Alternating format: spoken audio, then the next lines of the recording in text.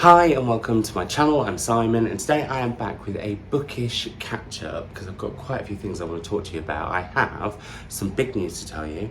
I have some prize things to tell you about, book prize things to tell you about. I have a new channel to tell you about, and also my BookTube birthday is coming. So lots of bookish stuff. So let's get cracking. As you can see, I am not at home. I am actually in Shropshire, on the border of Shropshire and Wales, as, big news alert, I am presenting a new show for Sky Arts, which is from Hay, so filmed at Hay Festival over the next 9 days.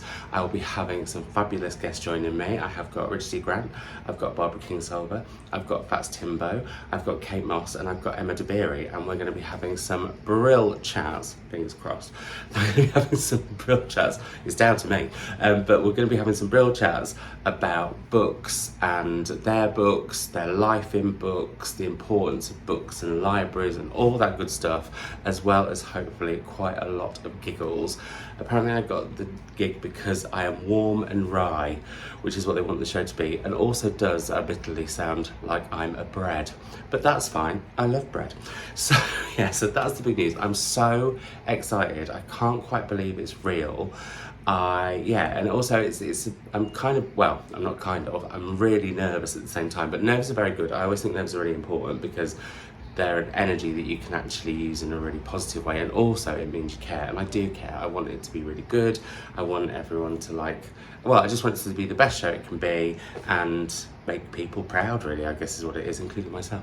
So I'm really, really, really excited, with a good dose of nerves. Mild imposter syndrome every so often.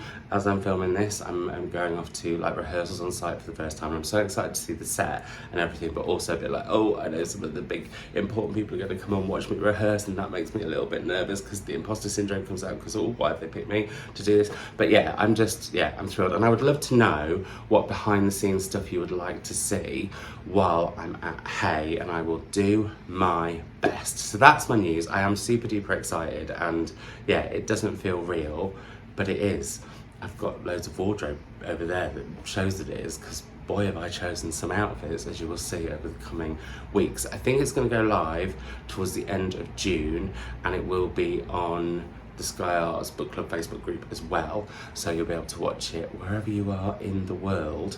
So that is my news. Now, other news, a prize that I have been judging, the Royal Society of Literature's Christopher Bland Prize.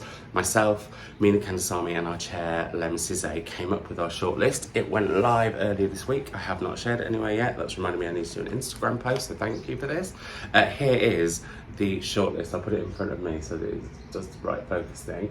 I'm going to give you a very, very quick 1-sentence rundown, but if you would like me to do a video on all 6 of these books before the winner is announced in a couple of weeks, I am more than happy to. And speaking of prize winners, I've recorded reading and vlogging all of those books so that I can then share whichever one wins.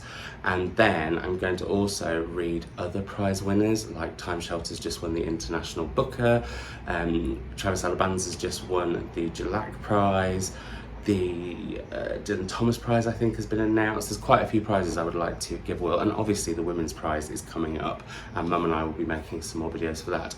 No, my video with Mum and I parallel reading Barbara Kingsolver's Demon Copperhead hasn't gone live yet, but that's because hopefully Mum and I are going to get to, I know I'll definitely be meeting Barbara in the next few days, but Mum should be there, and I'd quite like to try and get some footage of me, Mum and Barbara together to finish that off. I think that would be quite cool. So that's why that's not happened. Anyway, let me go through these 6 books very quickly for you. Let's see if I can do a review not a review, a summation in a sentence. I've struggled before, I'll struggle again. I'll struggle now. Anyway, first up, out of 2 of the non-fiction books that are on the list, is Freedom to Think, let me put it in front of my face, by Susie Alger. Sorry, Susie, if I said that wrong. Now, I have to say, I wouldn't have picked this up on the shelves if it hadn't been for the prize. The subtitle is The Long Struggle to Liberate Our Minds, and this book is very much about how much information, time and space we are giving to the internet and people and companies and things on the internet, with case studies. In some parts, it's deeply horrifying, and as someone who's on the internet a lot, it has really made me think, freaking to think. But also it's just very insightful, and whilst a little bit sometimes uncomfortably close to home, this isn't a sentence, it's also just incredibly, like, it's an important book, but not like an important boring book. It's like an important accessible book. I didn't think it would be, but it totally was, and yeah, it's on the short list. Then we have Love from the Pink Palace by Jill Nalder. Now, if you have seen It's a Sin, you'll have seen the character of Jill in that show. I thought that show was amazing. This book is just phenomenal because it's Jill telling her story verbatim in the most unassuming and almost understated way of how she went to London in the 1980s, how she ended up in the camp fabulous world of cabaret with all these amazing men who were so creative and fabulous, and then the horror of the AIDS epidemic coming to, well, taking over the world really, but how it was for her taking over her world in London. And the second half is very hard to read. It feels sometimes relentless, but it's important because it was relentless, and I just think this is phenomenal. And the way that Jill just writes with this it's just so full of humanity and love, and it's both devastating and heartwarming all at once. It's just, yeah, it's kind of brutally beautiful. It's one of those books. I love books that are brutally beautiful. I'm learning that. Then, first of the fiction, and I'm just going in size order, by the way, from bigger to smaller, and usually I do it the other way when I do my wrap-ups. We have The Secret Diaries of Charles Ignatius Sancho by Patterson Joseph, and this is a fictionalised account of Charles Ignatius Sancho's life. He was a man who started his life off in slavery. He then ran away and eventually became part of the abolitionist, I hope I said that right, movement to get rid of slavery. And this is told with such heart. Again, it's brutally beautiful in quite a few parts. It's a book that makes me feel quite emotional. Patterson Joseph is an actor, and you can so see that in the way he writes characters, because they are just brilliant. No matter how long or short they're in the book, they just come fully to life, and the whole world of that time, all throughout Charles Ignatius Sancho's life, really comes to life. I just thought it was absolutely exceptional, and it reminded me of why I do love historical fiction. When historical fiction bangs, it bangs, and this one bangs and slaps. So there we go. Then we have a book I did talk about last year because lots of you recommended it to me and got me to actually, well, you didn't physically force me to do it, but I decided to vlog reading this book when I did. It's Lessons in Chemistry by Bonnie Garmus. This is the proof edition, which I think is super special because look behind the oven, there's a TV, which totally links in, because this is about Elizabeth Zott, who is a young woman who gets into science and then for various reasons ends up not being in science. I don't want to spoil anything because some of the twists and turns are jaw-dropping, very emotional, all sorts going on. And it's how then she kind of gets into cooking, and she's like a chemist with her cookery and ends up getting a TV show. It's a very important look at what the assumptions were of women at that time that actually still sort of are rippling along now, and also just incredibly funny in parts, incredibly moving, and has some really deep layers within it which I thought were fantastic, and I'll never forget a lot of the characters in here. So we have Lessons in Chemistry. Then we have I Am Not Your Eve by Devika Ponnambalam, and this shouldn't have been a book that I enjoyed because it's about art, and I don't really like books about art. However, when I do like a book about art, for me that's an exceptional thing, and this is told in kind of vignettes, which is my sort of thing. I love a vignette. Oh, did I hold that up close? No, I didn't. I'm really sorry. I love a vignette, and that's what this book is written in. Now I want to get this right. It's about Tiha Amana, who was a Titan muse to the painter Paul Gauguin. I think I might have said that completely wrong. And this looks at the artist-muse relationship. It looks about who sort of owns someone's image and how an artist can treat people both physically, well not both, but be it physically, mentally, or indeed on the page through their work, if that makes sense.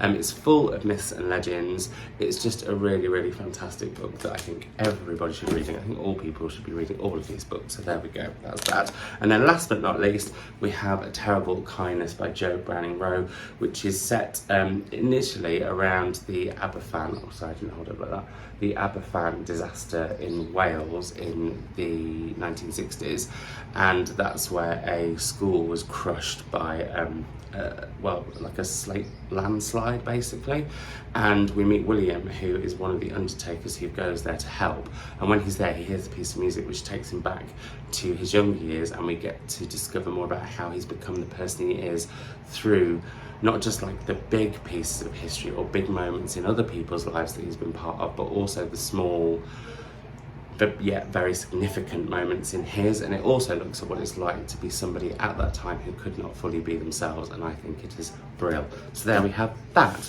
So those are the 6 books that are up for the Royal Society of Literature's Christopher Bland Prize, which, as I said, I'm judging with Lemon Cizé and Mina Kansami. It's been so much fun. They have been a delight. I've also said yes to judging another award. I'm going to be judging the Wilbur Smith Adventure Prize for Best Novel, and the long list is out. I'll try and remember to put that here, and that's going to be whittled down to a shortlist that then the judging panel get to pick the winner out of the 6 that have been shortlisted by other readers, which I'm really looking forward to. I don't tend to read that, I was going to say I don't tend to read that much adventure writing, but actually looking at the long list, there's a couple of there I've read and some that I really want to read, so maybe I just am not aware that I'm reading adventure fiction as I'm reading it. But I'm really looking forward to trying something different, and I think that will be super duper fun. I might vlog that just for my Patreons, we shall see, because it's quite hard to do. Like, it's quite hard to make content about books when you're judging or you're reading for events, or indeed for like Sky Arts or whatever, because yeah, it's kind of a very personal thing. And also, you know, what if there's one book that I like less than another or anything like that? I have to say there hasn't been with any of these things, so I'm just putting it out there. But that does link in nicely to the fact that I have started a new channel. Now, that sounds quite dramatic and like, oh, what is it? But basically it's called Savage Snapshots, and I was inspired by Nathan Nook's friend, Dr. Chair Vlogs, who does these short, like, I mean, some of them are 10 minutes, but quite often they can be 1 minute 30, they can be 3 minutes, but they're basically snapshots of different days, and I just love them. And I've been wanting to try editing in a different way and trying out new things on the channel, and so I thought this would be a fun way to do it, because actually an hour-long reading vlog is a bugger to edit anyway, so to then try and do any finicky bits and bobs or try different things, it just adds to it. And also, with me only doing 2 videos a week, not only, you know, is there some stuff that I can't vlog about, there is, I think if you're getting 2 videos a week from me and one of them is like an hour, sometimes, well, some of them are only 45 minutes, but some of them have been an hour and 20 reading vlog, that seems possibly a little bit much. I don't know, you might all disagree, and feel free to let me know your whole host of thoughts on that in the comments down below. But yeah, it's not like, I'd say I'm trying out new finicky editing things on Savage Snapshots, which I'll link down below, and I think the 10th video is going to go up. And I should say it's not every day, it's just on days where I've got certain things that happen I decide to caption. In fact, actually this next one might be filmed over yesterday and today. I'll just see how much footage I get today. But I'm really, really enjoying it. I'm having real fun with it. This channel is going nowhere. It's just something that I thought I would do to sort of try out something new, have a little bit of fun. And as I said on my 41st birthday back in March, I want to document my days more for me, and share it. And if people want to subscribe to that and everything, that's absolutely lovely. But if you don't, that's totally fine too. I'll be here talking about books and stuff as well. And that leads into the fact that here, this old channel is turning 7 on Sunday, which is mad. I have got in a bag over there 7 of my favourite books over the last 7 years, and I'm going to do a video on those, talking about if they are still my favourites and what else I've read by the authors, all that kind of stuff. I thought that'd be quite a nice way to mark 7 years.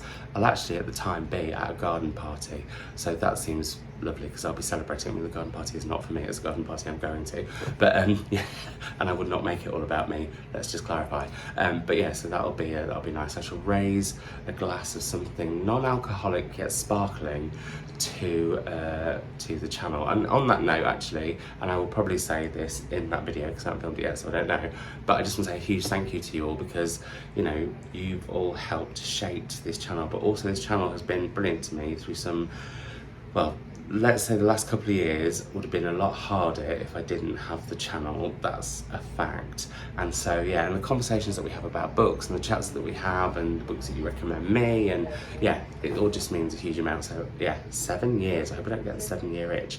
Anyway, I need to get ready to get on set and get rehearsing with the cameras and everything. I've been doing quite a few rehearsals without them. I have conquered my foe, the earpiece, when you have someone talking to you whilst you're talking to someone else.